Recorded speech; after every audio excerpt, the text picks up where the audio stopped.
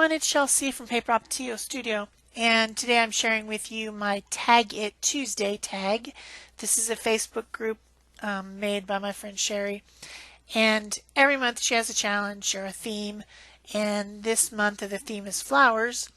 Not surprising considering April showers bring my flowers, flowers, spring, all that. So I'm going to make a flower tag, and I'm starting out with a regular shipping tag. I have 1,000 of these. I'm down a little bit, I've probably used maybe 30. I still have a ton. So, going to be using these for tags. I started out with the archival ink and watering can color, which is a gray, and stamped my French background stamp on there just to give a background, just to start something. I like the look of text. I just like it. I like the way it looks. So then I got out some flower stamps, and I am stamping in Versamark ink, which is a clear watermarking ink, and then embossing that with clear powder. And what that does is it preserves what is underneath the embossing. So some of that manila tag with the gray stamping will show. It's basically a resist. You can do this a lot of different ways. You can do a gesso resist, which is a little bit different, or you can use like a glossy medium, like a gloss gel, through a stencil to make a resist. It's a fun thing that I like to do, but this embossing one, I've got the stuff, so I might as well just go ahead and do it.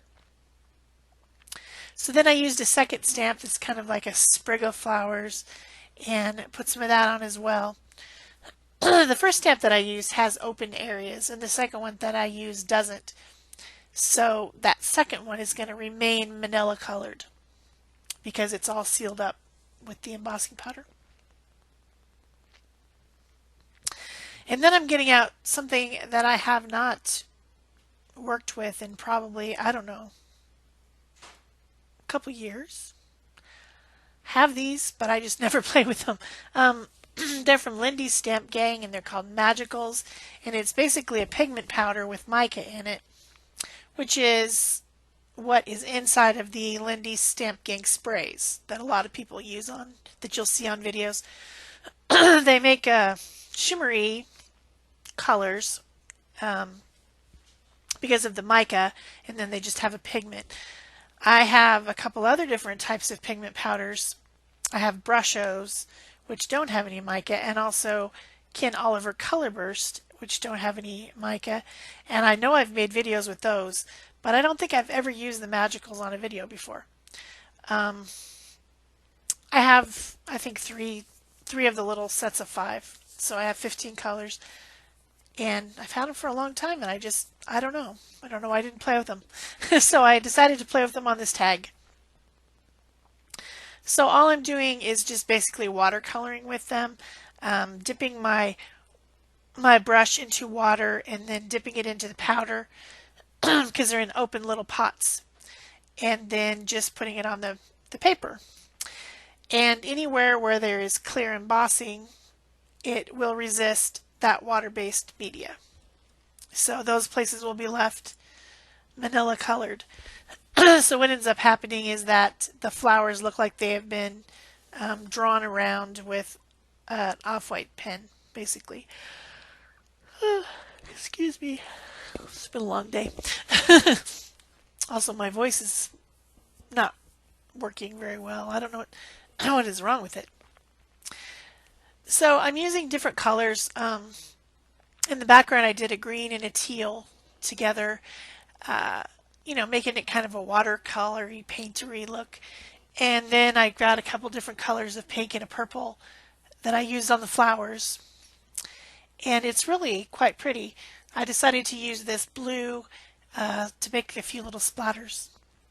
And it's pretty. It's very pretty. And it's sparkly, it's shiny, it's glimmery.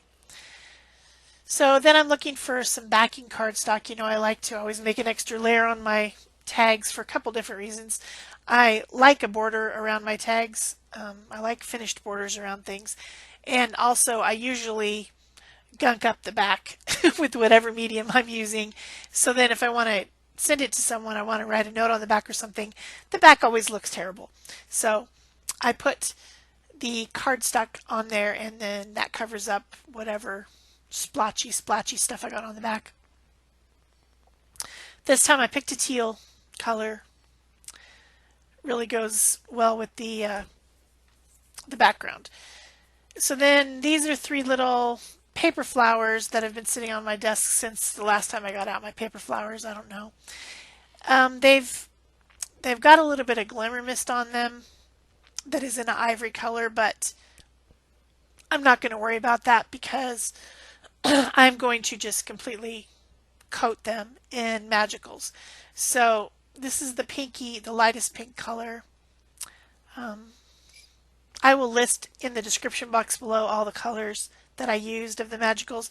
I can't remember off the top of my head to tell you what colors they are. Then I wanted to add a little bit of orange in the centers. So I did that over the pink, and then on the other 2 I went ahead and added the orange first. And then I've got a darker red, pinkish reddish purple plum color.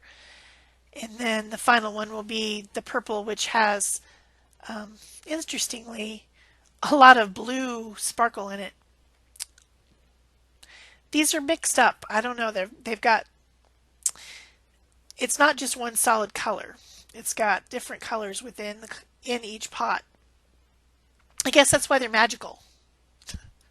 It must be why they call them that. So you can see that one has a lot of blue shine, and then it's like purple pigment with blue mica or something. I don't know. Interesting stuff. So then I decided that I needed some leaves.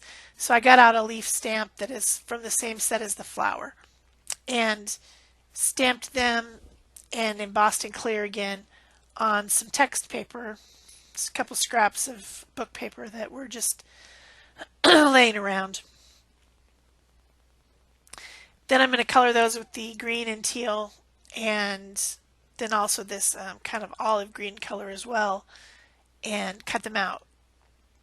So I'm making like a 3D flower bunch on my tag, but it obviously needs leaves. Flowers just don't come without leaves.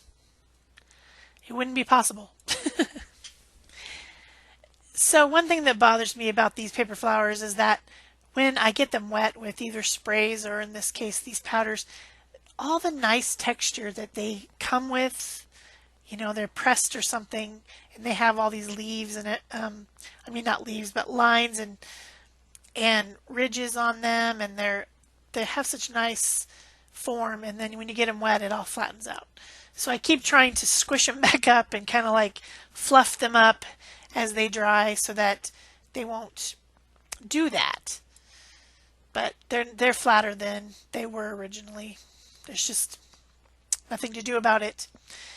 So I'm cutting out all these leaves, and again they have the clear embossing, so the underneath of whatever was, the text paper, the kind of off-white text paper is showing through on the thin little lines that are embossed.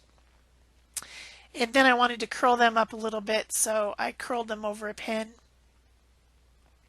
just so that they have little dimension. And I tried to do it with the flower, but it's still too wet. So I don't know. I wish they wouldn't do that, but I don't think there's any way to prevent it. So then I decided that I wanted to add a little bit of a highlight to the flowers and try to bring out some of that texture that they have. So I decided to do a little bit of dry brushing over the flowers with the heavy white gesso. And that does like highlight a little bit of those bumps and lines that are in the flower, like from the pressing of the paper or whatever. A little bit. Adds a little bit of visual texture to them. And then I glue them all down with Aleene's Tacky Glue. And I put in the leaves, tuck them under, and glue them in too, of course. If you're enjoying this video, please remember to give me a thumbs up, leave me a comment so I know who visited my channel. If you haven't subscribed, think about doing that, and you can turn on the notification bell so that you won't ever miss a video when I put one out. You know, all that stuff helps out my channel a lot. And I've seen subscriber numbers continuing to rise, so somebody's enjoying my channel. Even though my views are down, my subscribers continue to go up. So then I looked in my box. This is like all things that people have sent me in Happy Mail, and I found a couple of die cuts that I decided to add. A butterfly, and then this little die cut hello, and I glued them on, and then because the background tag was manila and the paper that I made the leaves out of was also kind of a vanilla color, they were too white. They were very white, and it was like, okay, that doesn't really match. So I decided that I was going to put some of the orange magicals on the butterfly. But I hated it. It just looked terrible. It was splotchy, I guess because of the type of paper that these are cut out of. I don't know. So I decided to just get some gold acrylic paint, the PBO gold iridescent paint, and just go over the whole butterfly with that to cover up that orange. And I was going to do the same thing with the word, except for it was already stuck and I couldn't get it off without tearing it. So I went ahead and put the butterfly back on. Now he's all gold and shiny. And then I just decided to use, I was going to paint over it. I thought, you know, I'm just going to mess it up. So I just decided to use that shimmery Wink of Stella pen and just put shimmer all over the white. And maybe that would blend it in a little bit with all the other shimmer. It doesn't make it vanilla colored, but. And then I took the teal and like tried to make some shadows. Got some of it on the word. Had to fix it. We all know how this goes. If I just, there we go, yawning again. If I just altered it before I put it on, that would have been smart. But, you know, don't do what you see me doing. Do the right thing. So then to finish up my tag, I just found some fibers. This is kind of a teal shiny fiber, and then this gold stuff that just curls up. I don't know what it is. Gold plasticky, ribbony stuff, and then some gold cord. And then I was done. If you would like to play along with Tag It Tuesday, there is a Facebook group, and it's just called Tag It Tuesday. I'll link it below so that you can click on it and go ask to join. And I think that's everything. That's it for me. Thanks. Bye-bye.